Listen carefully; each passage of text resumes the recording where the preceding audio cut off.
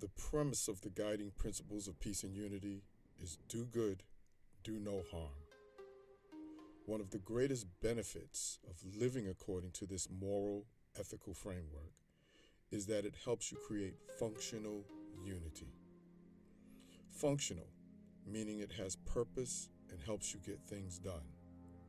Unity means people of different races, religions, classes, nationalities, genders, gender identification, sexual orientation, political affiliations, working for the common survival and prosperity by being committed to the premise of do good, do no harm.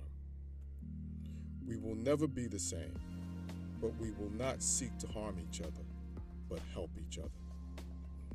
Much like your body has cells, tissues, and organs that look very different and have different jobs, but have an underlying functional unity that keeps you alive.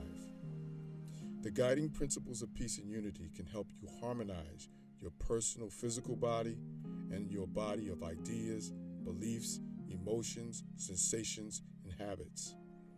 Just the effort to do so can bring your inner life into a more functional unity.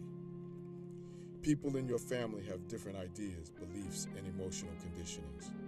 Choosing to live according to the guiding principles of peace and unity within your family will unify you despite those differences by encouraging you to avoid harming each other and encouraging you to work together.